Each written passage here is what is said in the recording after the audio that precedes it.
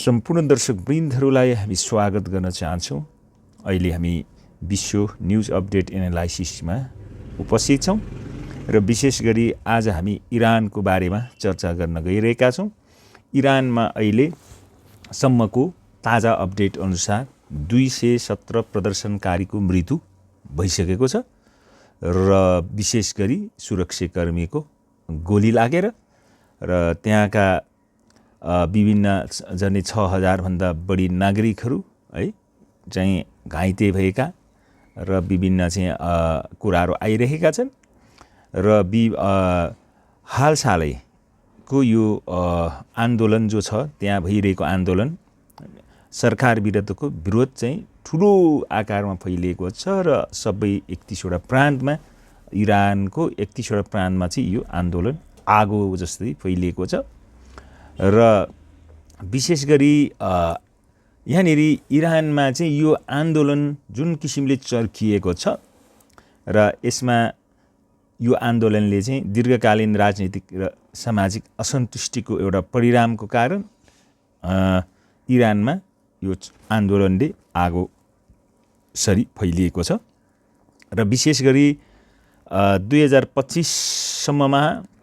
आइपुग्दा र 2026 टेक्दै गर्दा चाहिँ नि इरानमा चाहिँ 2025 मा चरम सीमा जुन किसिमको आर्थिक मुद्रास्फीतिको कुरा छ, मुद्रास्फीतिको कुरा छ, त्यो चाहिँ एकदम चरम सीमा पुगेको छ र दैनिक उपभोग्य वस्तुहरू जस्तो खाद्य कुराहरू छ, इन्धनका कुरा, विद्युत सामान्य जनताका लागि चाहिँ एकदम पहुँच बाहिर जस्तै भएको थियो र त्यहाँको रियल जुन त्यहाँको लोकल करेन्सीहरू छ त्यो लोकल करेन्सी चाहिँ है एकदम तिनीहरूको मूल्य पतन भएको छ र बेरोजगारी र मध्यम वर्ग र कामदार वर्गमा चाहिँ एकदम ठुलो प्रभाव परेको कारण यसले चाहिँ असन्तुष्टि उत्पन्न गरेको छ र खास गरी प्रारम्भिक विरोधहरू चाहिँ मुख्यतः बेकरी, पसल र उद्योगमा काम गर्ने वर्गहरूबाट चाहिँ त्यो विरोधको कुराहरू सुरु भएका थिए र पछि यो विरोध चाहिँ देशैभरि सबै प्रान्तहरूमा 31वटा प्रान्त मात्रै होइन अन्य साना ठुला सहरहरू इरानभरि नै यो आन्दोलन चाहिँ तीव्र रूपमा फैलिएको छ र यसमा चाहिँ राजनीतिक असन्तुष्टिका कुराहरू पनि आएका छन्। प्रदर्शनकारीहरूले चाहिँ त्यो विशेष गरी धार्मिक शासन सर्वोच्च नेता जो त्यो आयतेली छ खामेनीहरू छन् विरुद्ध त्यहाँका नेता विरुद्ध चाहिँ एकदम चुनौती चाहिँ दिन थालेको कुराहरू समाचार माध्यमहरूले बताएका छन् र सत्ताधारी निकाय र सुरक्षा बलको हिंसात्मक दमनले आन्दोलनलाई अझ व्यापक र राष्ट्रिय स्तरको बनाएको छ। जब आन्दोलन भयो त्यहाँको सरकारले चाहिँ एकदम दमन सुरक्षा बलको चरम दमन भएको छ र त्यो चरम दमनको कारणले गर्दाखेरि अनि जुन त्यहाँका शासक डिक्टेटरसिप तानाशाही किसिमले सत्ता शासन सञ्चालन गरिरहेका थिए र विभिन्न चाहिँ त्यो प्रतिबन्धको कारण तेलमा लगाइएको प्रतिबन्ध अमेरिकाको लगायतको विभिन्न प्रतिबन्धले गर्दाखेरि त्यहाँको चाहिँ आर्थिक स्थिति एकदम नाजुक स्थितिमै पुगेको थियो र जनताहरू चाहिँ शासक वर्गप्रति एकदम चरम चाहिँ असन्तुष्टि पैदा भएर आन्दोलनको आगो उग्लिएको छ र यसै कारण पछि राजनीतिक कुरा पनि अहिले अरू तह तबका पनि सबै मिसिएका छन्। विशेष गरी युवा वर्ग र महिलाहरू हैन प्रदर्शनमा बढी सहभागी छन् जसले राजनीतिक परिवर्तनको मागलाई अझ सशक्त बनाइरहेको छ इरानमा र त्यहाँ चाहिँ अहिले सामाजिक र सांस्कृतिक विभिन्न किसिमको कारणहरू पनि छन् र विशेष गरी अहिले त्यहाँको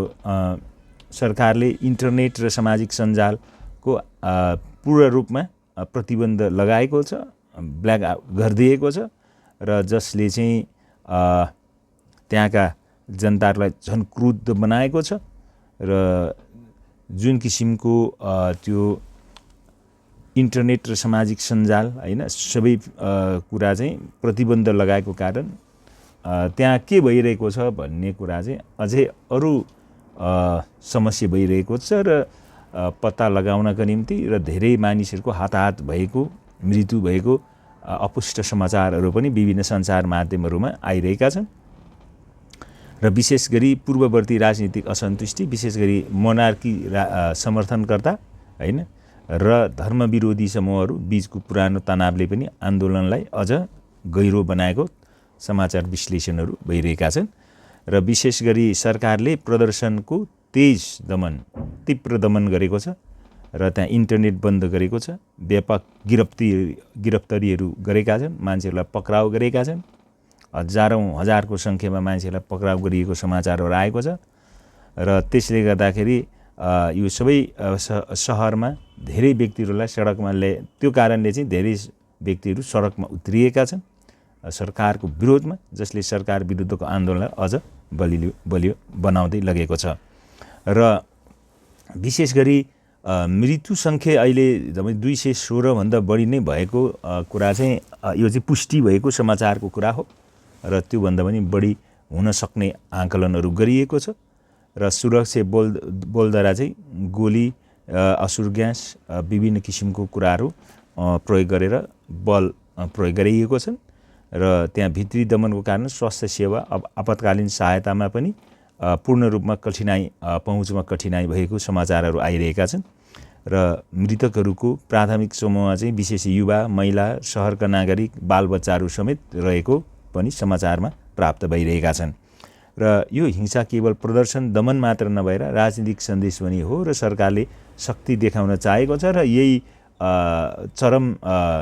पौठे जोरीमा चाहिँ एकदम त्यहाँको आन्दोलनले तीव्र सीमा नै नागिरहेको कुराहरू आइरहेका छन्। र विशेष गरी डोनाल्ड ट्रम्पले पनि त्यहाँका अधिकारीहरूले जुन किसिमले त्यहाँ प्रदर्शनकारी भइरहेको छ त्यो प्रदर्शनलाई चाहिँ समर्थन गरेका छन् अमेरिकन राष्ट्रपति डोनाल्ड ट्रम्पले। र इरानको सरकारले चाहिँ यो विदेशी हस्तक्षेप हो, अमेरिकाको षड्यन्त्रमा हो भनेर आरोप लगाइरहेका छन्। र त्यसपछि त्यहाँनिर इरानी कट्टरपन्थीहरूले चेतावनी के दिएका छन् भने यदि आक्रमण भयो भने अमेरिकी सेना र इजरायली सेना चाहिँ हाम्रो लक्ष्य हुन्छन्, हामी तिनीहरूलाई चाहिँ आक्रमण गर्छौँ भनेर चाहिँ त्यहाँनिर भनिरहेका छन्। र यसले चाहिँ क्षेत्रीय सुरक्षा र मध्यपूर्वको भूराजनीतिक तनाव पनि बढाएको विश्लेषण गरिएको छ। वर्तमान घटनामा अमेरिका प्रत्यक्ष रूपमा चाहिँ आक्रमण गर्न अथवा पुष्टि चाहिँ भएको छैन, तर धेरै मान्छेको मृत्यु भयो अथवा इरानी सरकारले चाहिँ आक्रमण गर्यो भने अमेरिका चुप लागेर बस्ने छैन। त्यसको विरुद्धमा वर्तमान सरकारको विरुद्धमा चाहिँ अमेरिकाले आक्रमण गर्ने भन्ने चाहिँ अलरेडी